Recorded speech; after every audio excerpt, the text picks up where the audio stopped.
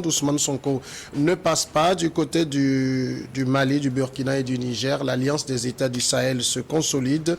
Au Bénin, Patrice Talon se dit favorable à un audit du fichier électoral pour les élections de 2026.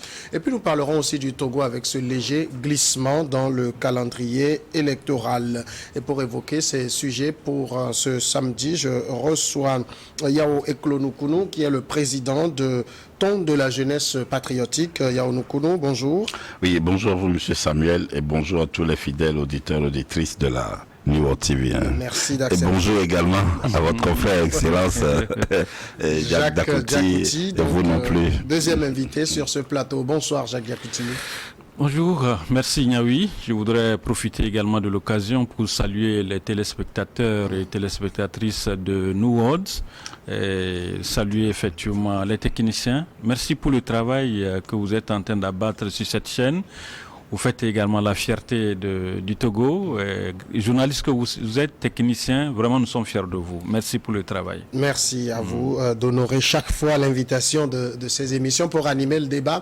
On commence donc tout de suite avec la Guinée-Bissau. Des tirs entendus aux environs d'une caserne dans la capitale bissau-guinéenne. Des éléments de la garde nationale ont tenté, c'était jeudi soir, de libérer des responsables gouvernementaux qui se trouvaient en garde à vue avant de se retrancher dans une caserne. Des tirs ont donc été entendus vendredi matin. Ces tirs provenaient d'un quartier du sud de la capitale Bissau. Selon des journalistes sur place, on sait que la Guinée-Bissau est un pays habitué au coup d'État depuis son indépendance.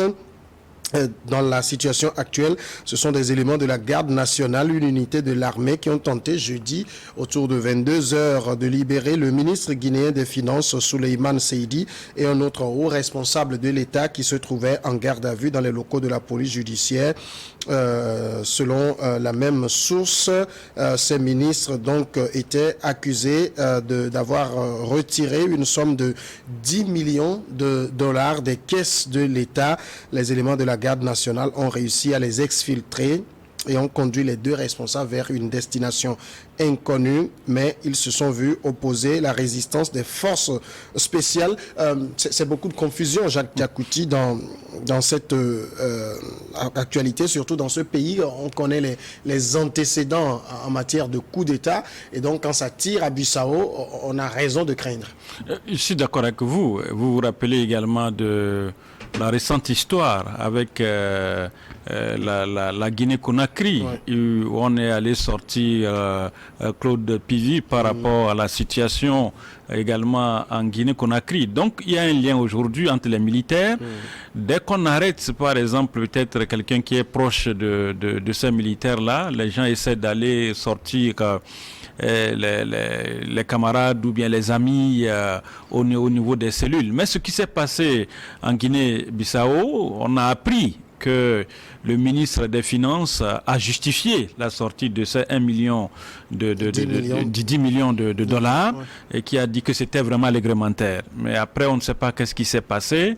Et finalement, on a dû les arrêter pour les écouter. Et finalement, on a appris qu'il y a également eu une partie de l'armée qui s'est révoltée, qui a pris en otage effectivement ces ministres. Vous voyez, ça fait quand même un peu désordre. Ça fait un peu désordre. Et bon, heureusement que les nouvelles récentes ont estimé que finalement le rebelle a été traqué et arrêté.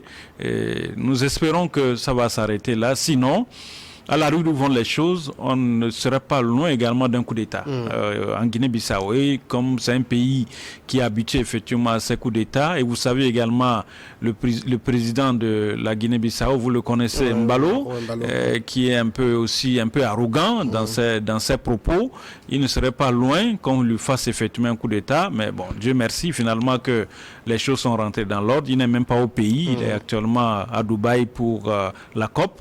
Donc je crois que avec ce millimélo, il faudrait aujourd'hui que nos militaires et nos dirigeants comprennent. Lorsqu'il y a un problème, laissez la justice faire le travail. Au lieu que les gens, parce que vous avez les armes, vous avez des amis de gauche à droite, vous avez des relations, vouloir régler les problèmes comme ça. Les choses ne pourront pas évoluer comme ça en Afrique. 2 mois, par exemple, il y a des soupçons. laisser la justice faire le travail. Il ne faudrait pas que les gens essaient de chercher à se justifier. En cherchant à se justifier, voilà là où ça conduit. Si on ne sait pas faire, si on ne recadre pas vite ce problème-là, vous allez voir que c'est un autre coup d'État qui va s'annoncer encore en Guinée-Bissau. Et on risque de bloquer le président pour qu'il ne rentre pas encore au pays. Donc, c'est vrai qu'ils disent qu'ils ont casé le rebelle, mais les autres rebelles sont où? Ils sont dans la nature et actuellement. Donc, vraiment, prions pour l'Afrique pour que ces genres de choses-là ne se répètent plus, parce que ça commence comme ça.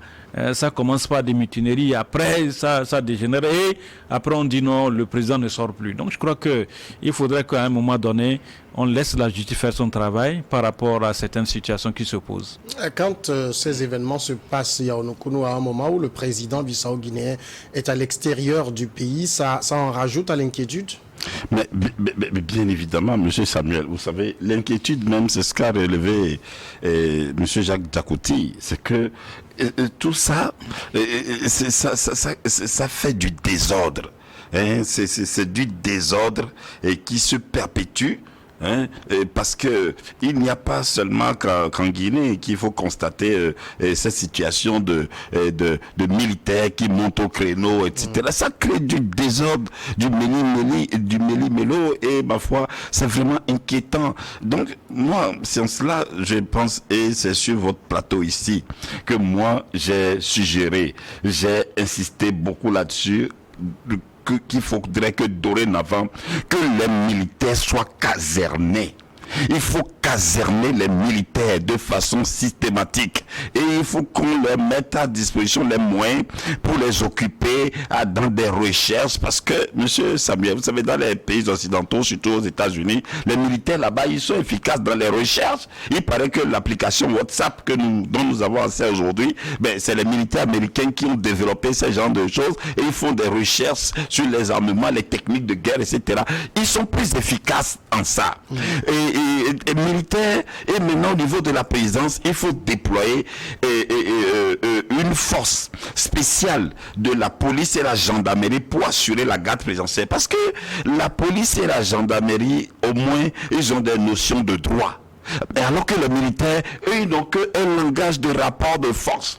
Or, aujourd'hui, nos pays africains, entre eux, n'ont pas de difficultés, n'ont pas de conflits ouverts, où il faudrait forcément que les militaires soient présents à la présidence, sinon, non, il faut caserner les militaires.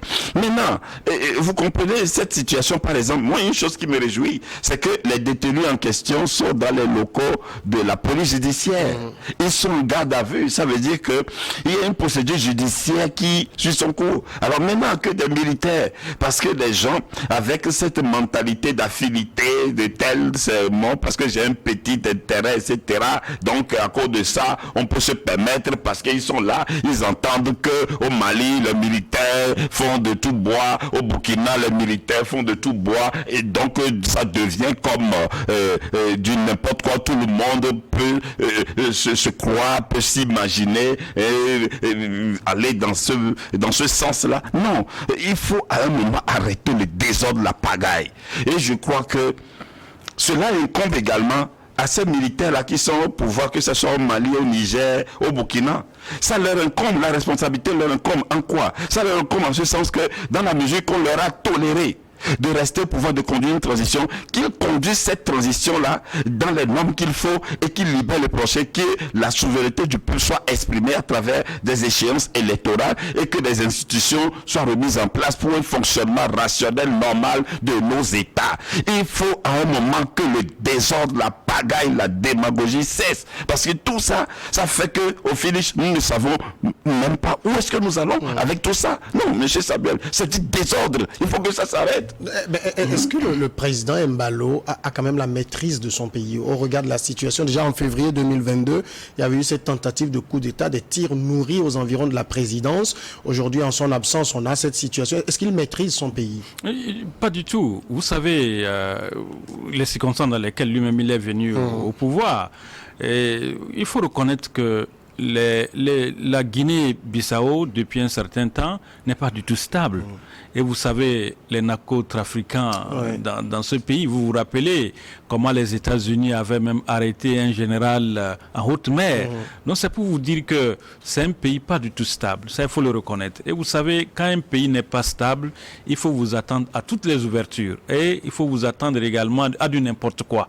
Et c'est ce que nous sommes en train de voir. Plus grave, l'erreur que l'autre a commis, c'est, vous savez qu'il a créé actuellement une force spéciale contre les coups d'État, vous vous rappelez. Donc c'est actuellement cette force-là qui est en train de traquer ceux qui ont voulu sauver effectivement ce ministre des Finances et l'autre qui a été arrêté. Vous voyez, moi j'ai dit, il faudrait en Afrique qu'on se dise une chose. Pensons au développement du pays, de nos pays, au lieu de penser seulement à consolider notre fauteuil. Si vous êtes là seulement pour consolider votre fauteuil, il faut vous attendre à ce genre de désordre. L'argent qu'il a pris par exemple pour créer cette force spéciale-là, je vous dis que cet argent-là peut-être pourrait servir à construire des hôpitaux, à construire des écoles, à financer des infrastructures. Mais vous voyez, actuellement il est concentré, l'argent qu'il a, il a concentré cet argent-là tout juste pour assurer lui seul sa sécurité, assurer lui seul son pouvoir. Et c'est là que les problèmes naissent. Vous voyez? Donc je crois que aujourd'hui, il faudrait qu'on puisse repenser effectivement la démocratie africaine. La démocratie, il ne faudrait pas que les gens pensent que lorsque j'accède par exemple au pouvoir, même dans des conditions normales, vous savez, au cours du jeu, les gens changent également les règles du jeu. Et quand c'est comme ça, attendez voir ce qu'il ne peut pas avoir de stabilité dans les pays. Mbalo, aujourd'hui, vous avez vu le show qu'il a fait lorsqu'il était président de la CEDEAO. Vous avez vu comment il a tempêté dans n'importe quelle affaire, surtout concernant le Mali, concernant le Burkina Faso. On a vu comment il a tempêté. Finalement, actuellement, s'il ne sait pas faire, ce qui s'est passé au Burkina, au Mali risque de lui arriver. Et il a aujourd'hui, il faut reconnaître qu'il a peur. Et Dieu seul sait s'il peut regagner la Guinée pour le moment. Mais il faudrait aujourd'hui qu'on se dise la vérité. Les chefs d'État africains doivent repenser la gestion des pays. Et gérer un pays ne veut pas dire que vous êtes là seulement pour vous-même. C'est-à-dire qu'on concentre par exemple des forces autour du président et que les autres sont là quand il y a un problème. C'est le président seul qu'on protège. Et quand c'est comme ça, il faut vous attendre à ce genre de situation. Et l'autre aspect, il faudrait qu'on laisse également la justice faire son travail. Dans le cas, par exemple, de la Guinée, de ce qui se passe actuellement en Guinée-Bissau, on dit qu'un ministre a pris de l'argent. Et il est actuellement dans les locaux de la police judiciaire. Donc c'est pour vous dire, si aujourd'hui, les gens ont tenté à vouloir l'extraire de cette police judiciaire, c'est pour vous dire que quelque part, il faut reconnaître qu'il a servi des gens. Et les gens lui sont redevables. C'est-à-dire que les gens ne vont pas accepter de le laisser mourir seul. Donc il faudrait l'aider. Mais quand une démocratie est comme ça, je vous dis, on ne pourra pas s'en sortir. Si par exemple, là où vous êtes, vous avez un problème, parce que vous avez un colonel dans l'armée, on vous prend. Donc il faut que ce colonel sorte avec l'armement, allez vous déloger, mais finalement on sera où? On sera où dans cette Afrique? Donc je crois qu'à un moment donné, il faut également que les institutions fonctionnent. Il ne faudrait pas également que les institutions se servent de leur pouvoir pour régler également les comptes aux gens.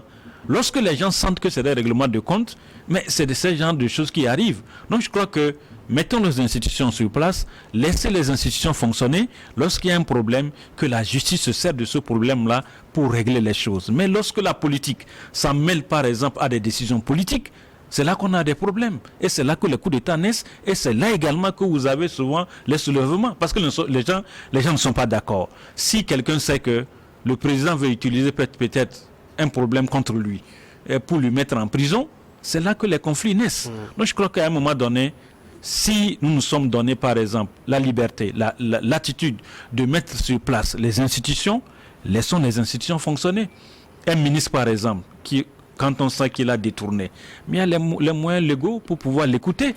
Il ne faut pas tout de suite chercher à l'embrigader, à l'humilier. Et il faut vraiment qu'on essaie de trouver des mécanismes en Afrique vraiment pour gérer les problèmes. Mais lorsqu'on veut aller à des règlements de compte, ça c'est le genre de choses que nous allons assister. Alors, on a un retour de calme en Guinée-Bissau.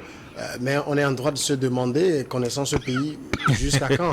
Bon, oui, M. Samuel, vous savez, M. Jacques Jacouti, je crois qu'il a dit l'essentiel. Hein. Il a vraiment dit l'essentiel. Mais nous devons accepter, reconnaître que tout tourne autour, en Afrique, de nous, les Africains. Nous, notre personne, notre individu que nous sommes. Ce que nous reflétons, tout tourne autour de nous. Parce que même quand on parle des institutions, les institutions ne répondent que de non. Parce que ce sont des hommes qui animent ces institutions. Alors, quelle qualité d'homme incarnons-nous? Quel idéal reflétons-nous? Que poursuivons-nous? Quand on parle de la démocratie c'est une très bonne chose. Parce que la démocratie est favorable non seulement au pays, mais également au peuple. Et la démocratie tient compte de beaucoup de justice, de beaucoup de réalités qui permettent qu'il y ait une certaine un fonctionnement rationnel, un calme. Mais tout est question de cette démocratie-là. Comment en faisons-nous un usage? Et la manière dont nous faisons usage de cette démocratie reflète de comment nos mentalités fonctionnent. Alors donc, du coup, le grand problème, c'est nous. Nous devons reconnaître que c'est nous, en tant qu'individus, en tant qu'humains. Alors, tant que nous n'aurons pas d'idéal et que nous resterons toujours dans la confusion, parce que vous avez entendu, tout à l'heure, Jacques Jacouti l'a dit, des citoyens au poste, au service du pays, ont commis des bavures. Ils sont mis à la disposition d'une procédure judiciaire. Il y en a d'autres qui, parce que ayant d'affinité, etc., bon, donc, ils croient que non, ils peuvent se lever, dire qu'ils vont l'extraire. Mais ce désordre-là, et c'est seulement avec nous, les Africains, qu'il faut constater ça, qu'il faut voir ça. Mais jusqu'à quand? C'est quoi le problème au juste avec nous? À un moment, il faut qu'on commence par se questionner, par se demander qu'est-ce qui ne va pas. Et également les institutions, les hommes qui incarnent ces institutions doivent être dans une certaine hauteur. Et bon, ils ont besoin aussi d'une certaine liberté. Mais vous voyez, généralement en Afrique, le pouvoir central veut toujours avoir une domination, un contrôle sur les autres institutions de manière à ce que il les utilise. Bon, Monsieur Samuel, nous devons accepter que en Afrique, nous sommes dans une ambiance vraiment lourde, confus, etc. Et c'est ce qui fait également que les tripatouillages constitutionnels, la mentalité du genre, se maintenir coûte que coûte au pouvoir. Mais heureusement aussi, il faut aussi relativiser pour accepter que la prise de conscience vient quand même de certains des Africains, au moins. Quand nous prenons récemment l'exemple de George Weah, un président en exercice qui a organisé une élection. Il a été battu juste avec quelques voix de près. Mais il a pris de la hauteur. Il a dit, je ne suis pas plus important que le pays que je dirige. Alors donc, mon peuple, c'est ça qu'on appelle un président qui aime son pays, qui aime son peuple. Il a respecté son peuple. Il n'a pas voulu le chaos pour le pays. Il a la possibilité que ceux qui sont en charge d'organiser les élections, il a la possibilité sûrement de les influencer. Mais non, il n'est pas allé dans ce sens-là. Alors donc, voilà au moins de petites références, mais vivement que ces références-là servent d'exemple, servent de leçon à un grand nombre. Et bon, il y a d'autres exemples, même quand on prend le Bénin aussi, ils font aussi d'efforts. Parce que depuis après la conférence nationale au Bénin, mais on a vu, et après l'élection, Nicéphore Segoulé est arrivé, il a fait un mandat, il est parti, et Kérékou est venu, il a fait ses deux mandats, il est parti, Nicéphore Segoulé est venu, même le président Talon actuellement, malgré que tous les Béninois apprécie tout ce qu'il fait pour le pays, mais il a dit au terme de mon mandat, je pars. On va attendre de voir ça et puis le Bénin au programme, on en parlera. Mais dernière question sur le sujet, quand on regarde en fait dans la situation bissau-guinéenne, ce sont les militaires qui s'affrontent. Est-ce que ce ne sont pas finalement les militaires qui mettent à mal les institutions en Afrique? C'est ce que j'ai dit. Vous savez, le vrai problème c'est quoi? Le vrai problème c'est que au sein de l'armée, il y a certains qui arrivent à organiser encore l'armée d'une autre manière.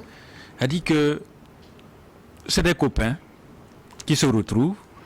Vous allez voir qu'on entretient très bien par rapport à la grande masse. Et quand c'est comme ça, les autres là se sentent lésés. Et lorsqu'il y a un problème, c'est eux qui sont les premiers à prendre les armes contre les autres. Parce que les autres disent, bon, tel corps est bien traité par rapport à d'autres corps, tel corps est tellement armé par rapport à d'autres. Et vous voyez, quand c'est comme ça, il y a toujours des frustrations au sein de l'armée. Quand vous allez dans certains pays, je vous dis que quand on parle de l'armée, d'abord c'est la gendarmerie. Certains c'est la police. Mais dans d'autres pays, ce que nous voyons, certains c'est les bérets noirs, d'autres c'est les bérets rouges, d'autres c'est les bérets verts. Vous voyez, et quand c'est comme ça, lorsqu'il n'y a par exemple il n'y a pas une harmonie, il n'y a pas une entente au sein effectivement de ces corps-là, c'est là que les problèmes naissent. Et vous avez vu ce qui s'est passé dans certains pays.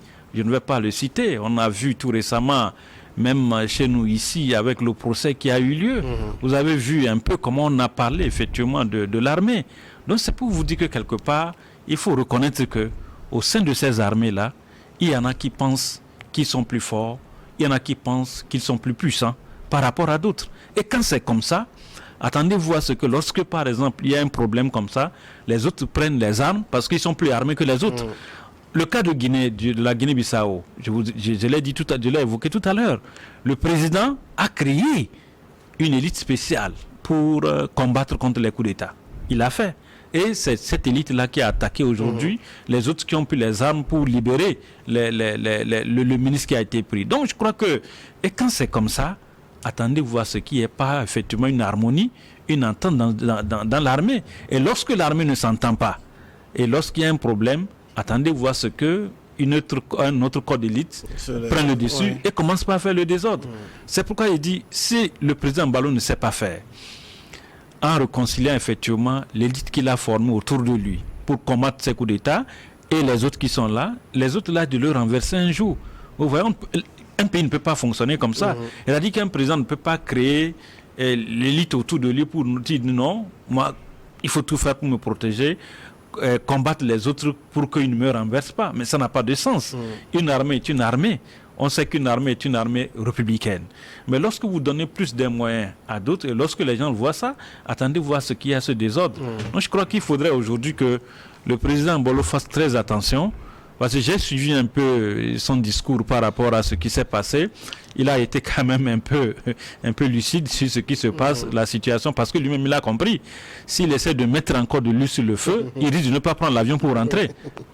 Oui, bon, M. Samuel, si vous permettez, moi, pour ajouter un peu à ce qu'a dit M. Diakouté, vous savez, le problème également, c'est qu'un pays où le président voudrait que tout autour de lui fasse allégeance, lui fasse allégeance, et que tous les discours, tous les langages doivent être, comment dirais-je, dans une démarche, dans une logique de faire allégeance, et il y a toujours de la confusion qui s'installe, il y a toujours du désordre qui s'installe, parce que d'aucuns de chaque côté se disant que bon, tant que je fais allégeance au président, que j'ai la confiance du président, donc je peux me permettre de tout, c'est ça qui a créé beaucoup de... Et en plus, cette force dont vous parlez, et oui, cette force, il n'y a pas qu'avec la Guinée. Il y a d'autres pays où également c'est la même chose. Ou même dans l'armée, il y a la division. La Guinée ne fait pas la seule référence. Oui.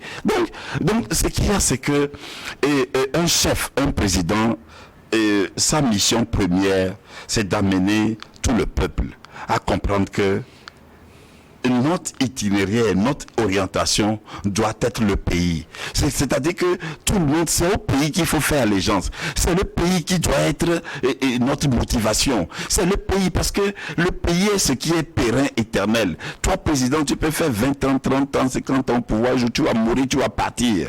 Mais c'est le pays. Et quand nous arriverons à ce niveau de mentalité, à ce niveau de compréhension, de nous tous, sans exception, à comprendre que c'est le pays, c'est cela en cela seulement que nous aurons atteint cet idéal-là autour duquel nous devons nous construire, élever notre pays. Mais tant que nous allons toujours confondre le pays à celui qui dirige et à nos intérêts personnels ou à nos privilèges personnels, nous serons toujours dans ces conditions-là, nous les Africains. On va passer maintenant dans un autre pays. On parle du Sénégal à présent. Au Sénégal, c'est le serpent qui se mord la queue. Jeudi 30 novembre, un représentant d'Ousmane Sonko a voulu payer les 45 000 € de caution pour valider une demande de candidature à la présidentielle. Il faut dire que l'échéance pour s'acquitter de ce montant est du 26 décembre et cela approche à grands pas. Les partisans de l'opposant qui est en prison ont donc voulu valider certaines étapes et avancer dans la constitution du dossier de candidature. Mais en face, l'administration du Sénégal ne voit pas les choses de la même manière.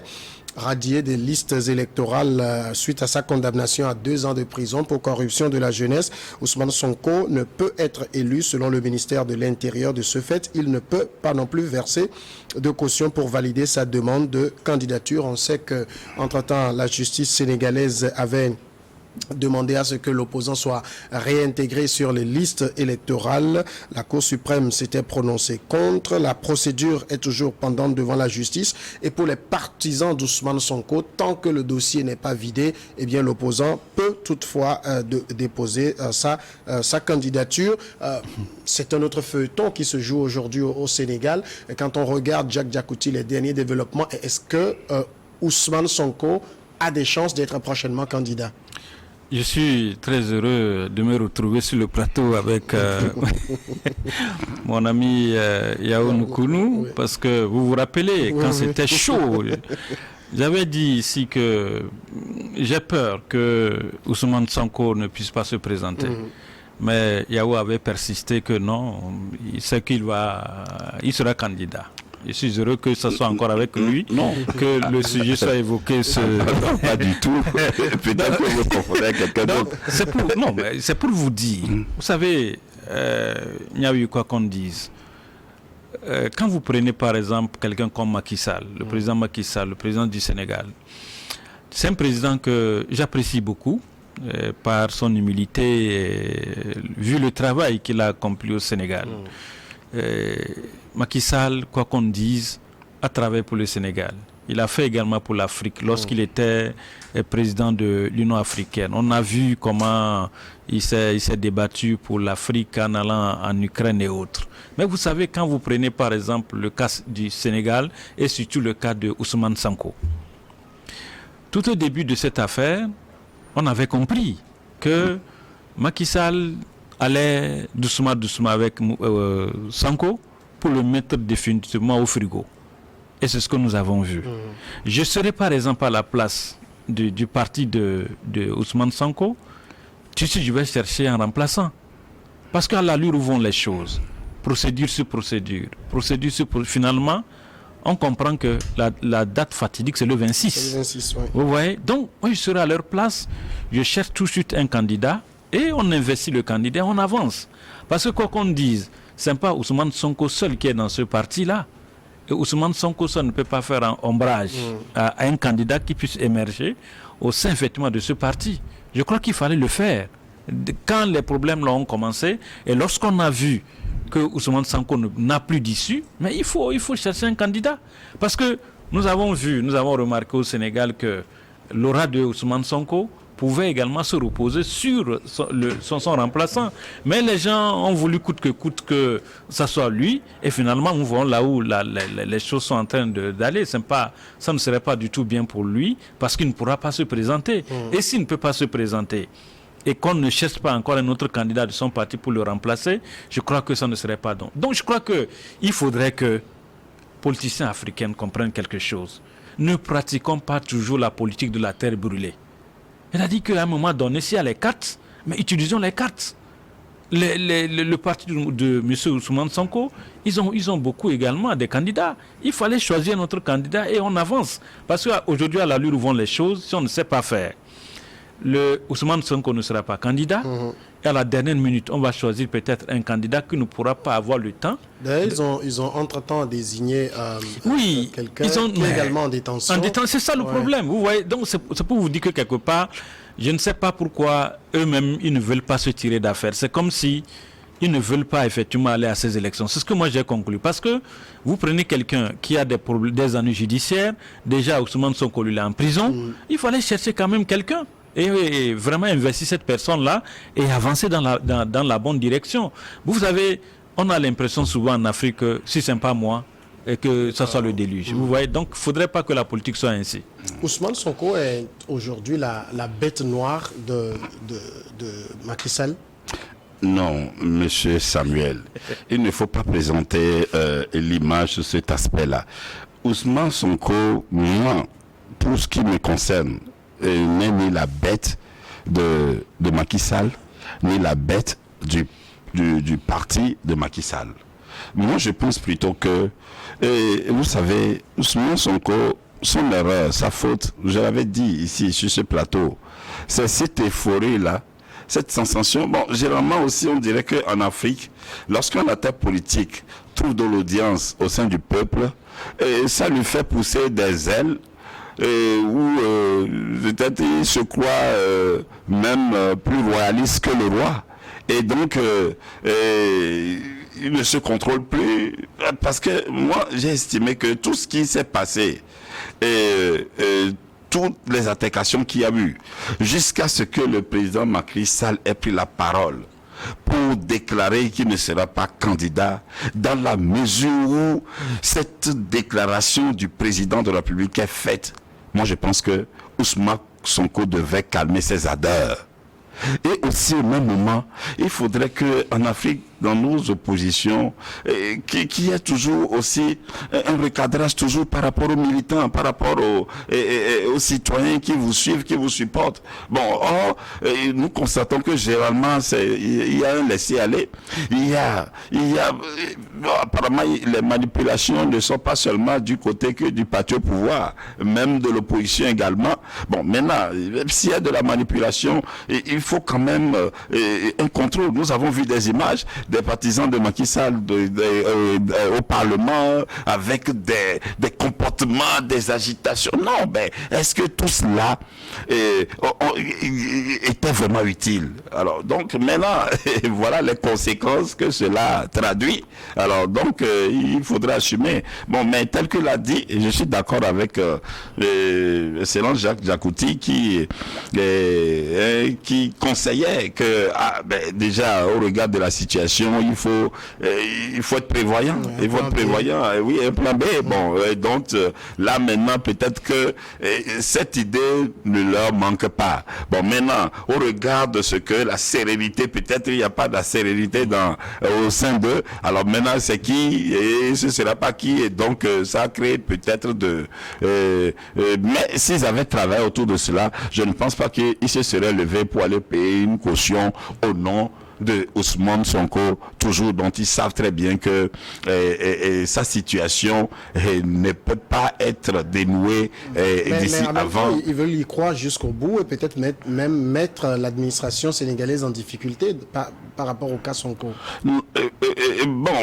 Mettre l'administration en difficulté, c'est-à-dire les partisans d'Ousmane Sonko. Oui, c'est-à-dire qu'ils veulent mettre l'administration sénégalaise devant ses responsabilités, puisqu'ils disent que tant que l'affaire est pendante devant la justice, on ne peut pas dire tout de go que Ousmane Sonko est exclu. Mais non, tant que vous répondez devant la justice, je crois que, bon, de toute façon, nous sommes en Afrique, mais M. Samuel, il y a une situation similaire dans le monde actuellement avec les grandes puissances, parce que nous voyons également avec Donald Trump où lui aussi actuellement c'est le même scénario et je crois que il y a aussi là-bas cette difficulté là de trouver une alternative, un remplaçant pour Donald Trump, mais toujours est-il que bon, il y a encore un peu de temps devant, on ne sait pas comment cela aboutirait chez eux avec eux. Bon, mais moi je pense que la date est déjà proche, je crois que c'est le 26 décembre. les élections. Non, 26 pour la clôture du débat. Oui, la clôture de la clôture. Bon, donc les élections sont en février. En février, oui. Bon, donc je crois que qu'ils se ressaisissent et que c'est dilatoire parce que, monsieur Samuel, ça c'est du dilatoire. Et je crois que, bon, c'est du dilatoire qui peut-être aussi voudrait mettre les institutions judiciaires à l'épreuve, pour que si éventuellement, disons cela, la justice se hâtait de trancher, de donner le verdict rapidement, alors là, il prendrait au mot pour dire ah oui, cette justice, elle est manipulée parce que, bon, donc non, moi je crois qu'il serait mieux pour eux de suivre le conseil que M. Jacques Diakouti a donné, de trouver une alternative, que de toujours rester dans cette tergiversation, dans ces agitations. Ce sont ces agitations-là qui les a conduits jusque-là. Alors, ici, donc, on peut dire quand même que le débat se crispe sur une interprétation juridique parce que le bras de fer juridique, c'est de savoir est-ce que Ousmane Sonko est éligible, parce que ses partisans disent que la décision de le radier de liste électorale n'est pas définitive puisque l'affaire est renvoyée devant un autre tribunal en attendant qu'elle soit jugée. L'État sénégalais ne l'entend pas de cette manière. Donc, est-ce qu'il ne faudra pas aujourd'hui quand même que les constitutionnalistes sénégalais se prononcent sur la question? Oui, ça serait un peu compliqué, Samuel. Le problème, c'est que il y a effectivement la justice, mais il y a également le politique. Oui. C'est ça le problème. En Afrique, on n'arrive pas à dissocier la justice et le politique. Oui. Il a donné tout à l'heure l'exemple des États-Unis avec Donald Trump. Mais malgré ses années judiciaires, mais il n'est pas en prison. Non. Il continue sa campagne. Sa campagne. Fait la course en tête. Bien sûr, vous voyez. Même alors que si c'était en Afrique, Donald Trump sera déjà en prison. Vous voyez. Donc c'est ça la différence. Vous voyez. Donc aujourd'hui, le cas de Ousmane Sonko, il faut reconnaître, c'est vrai qu'il y a la voie judiciaire, mais n'oublions pas également qu'il y a la main politique derrière. Pour rien au monde, je ne pense pas que l'État sénégalais puisse accepter que Sonko soit candidat. Parce que vous avez vu, je ne sais pas si vous avez suivi un peu le discours de Macky Sall quand il annonçait qu'il ne serait pas candidat. Ouais, et puis vous avez vu depuis un certain temps, quand vous suivez un peu le développement, l'histoire du Sénégal, vous allez voir que la plupart des jeunes qui étaient derrière Ousmane Sonko, la plupart ont fui le pays. Les gens sont partis parce que on les traque par rapport à ce qu'ils ont commis comme forfait. Donc, vous voyez, donc ce qui est important au niveau du Sénégal, c'est vrai qu'il y a la justice qui n'a pas encore vidé le contentieux, mais il faut reconnaître que ce contentieux-là ne sera pas vidé tant que la main politique sera derrière. Parce qu'ils vont traîner jusqu'au 26. Là, vous allez voir que ça a parti peut-être de janvier, où tout sera bouclé, qu'ils vont maintenant rendre la décision. Mais ce sera effectivement trop tard. C'est ça aussi la politique. Donc, c'est la bête à abattre. Non, pas la bête à abattre. Non, mais monsieur Jacques Diakouti ne cherche pas à baliser la voie pour son dauphin qui est en très grande difficulté aussi. Non, bon, moi, pour interférer un peu dans ce que dit monsieur Jacques Diakouti, est que, mais il faut aussi reconnaître que je crois que c'est la Cour d'appel qui a annulé la décision. Alors, donc, si la Cour suprême, non, je crois que c'est en première instance que Sonko est autorisé à se faire inscrire sur... C'est à Ziguinchor chez lui. Voilà.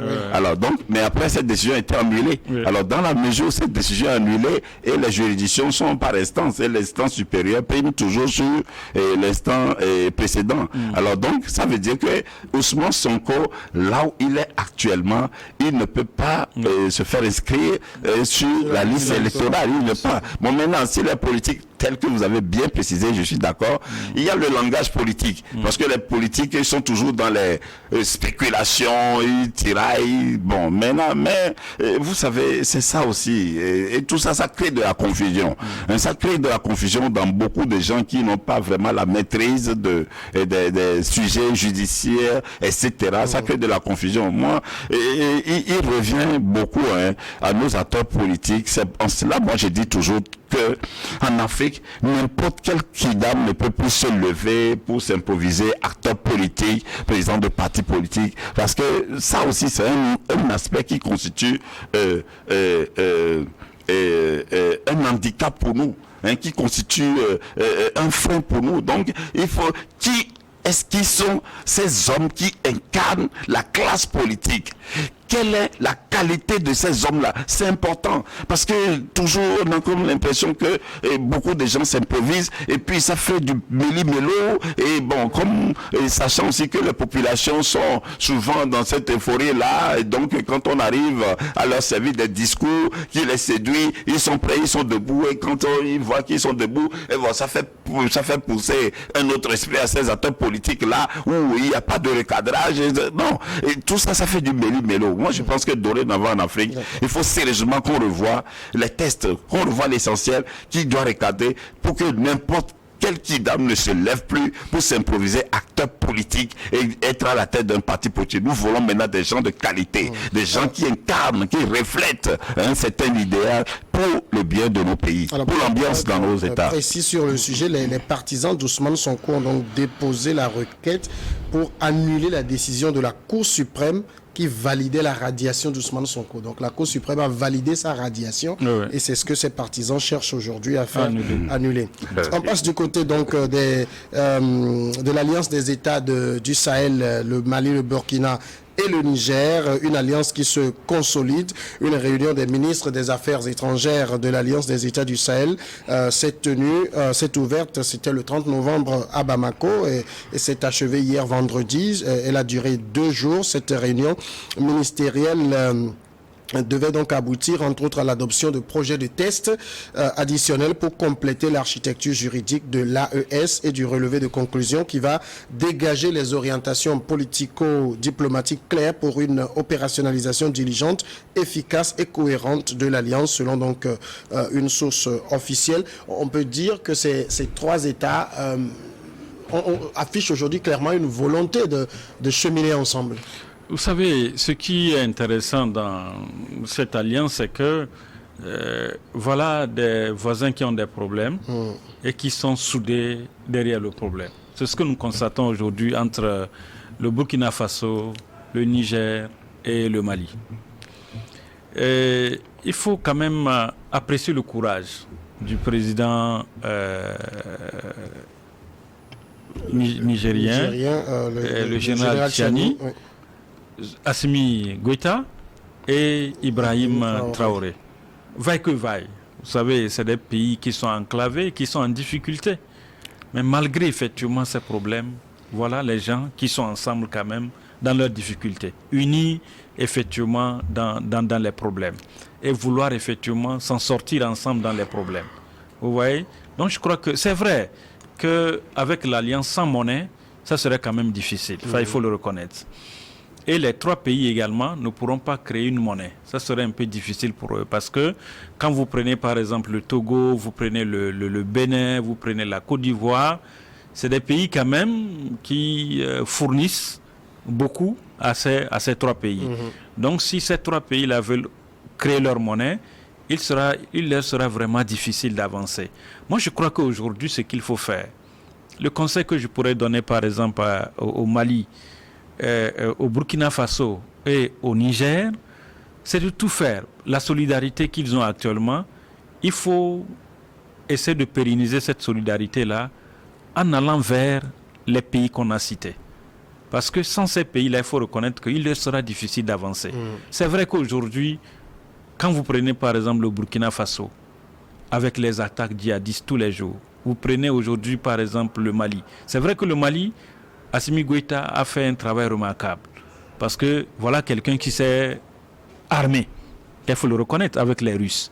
Parce que ce qui s'est passé à Kidal, il faut reconnaître que sans effectivement les drones russes, il leur sera difficile de pouvoir effectivement remporter Kidal.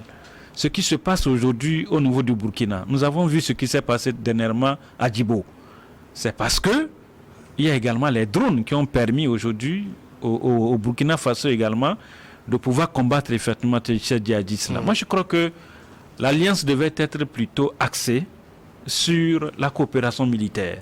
Comment faire pour s'entraider au niveau effectivement des combats, des renseignements sur ces djihadistes-là. Donc, je crois que ça serait vraiment la première manche. C'est-à-dire, il faut d'abord remporter la manche des djihadistes.